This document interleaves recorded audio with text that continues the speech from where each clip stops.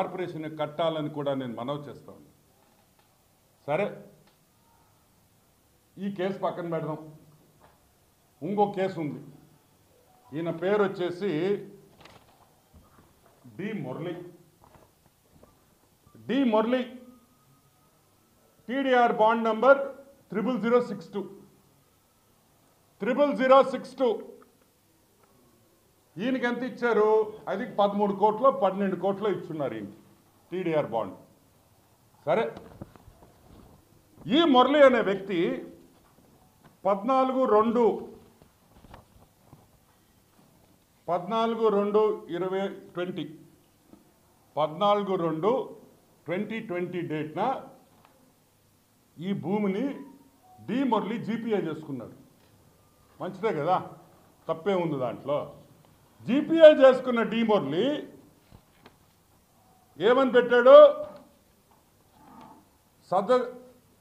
MRO ఇచ్చిన valuation, RDO ఇచ్చిన valuation, sub registrar ఇచ్చిన వాల్యుయేషన్ ఏమని ఇచ్చాడు? సగటు జాగా గవర్నమెంట్ వారి విలువ 10,000 రూపాయలు. ఎంత? 10,000 రూపాయలు. జీపీఏ డాక్యుమెంట్లో సబ్ రిజిస్ట్రార్ ఇచ్చిన వాల్యూ 10,000. ఎంత వాల్యూ? 79 లక్షలు. 79,38,000 రూపాయలు వాల్యుయేషన్ చేసి జీపీఏ తీసుకుంటే కరెక్ట్గా సంవత్సరం 14 నెలలు దాటంగానే 1,60,000కి వెళ్తుందా? ఇదిగోండి,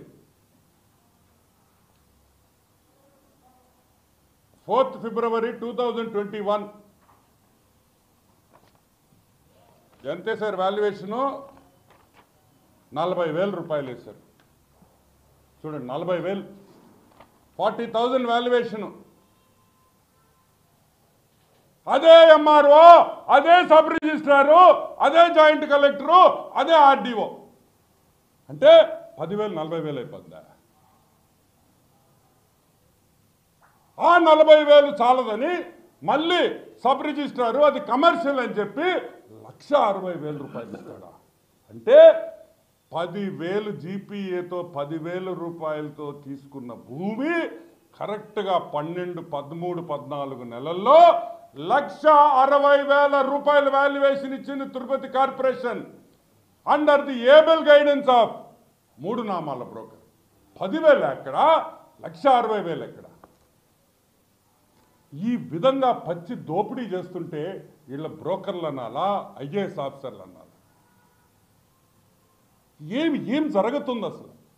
అంటే గవర్నమెంట్ సొమ్ము అంటే లెక్కలేదా? అసలు గవర్నమెంట్ సొమ్ము అంటే అది ఏందో అది ఫ్రీగా వస్తుందా?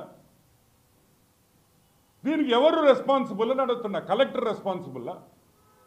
10,000 రూపాయలు వాల్యుయేషన్ చేసే భూమిని కరెక్ట్గా 14-15 నెలల్లో 1,60,000 వాల్యుయేషన్ చేసి బాండ్లు ఇచ్చేస్తారా? నిజంగా ఘోరంగా ఉందని కూడా మీకు మనవి చేస్తున్నాను. సరే, నేను పైన ఒక బ్రోకర్ ఉన్నాడు, మీకు లాస్ట్ టైం చెప్పా.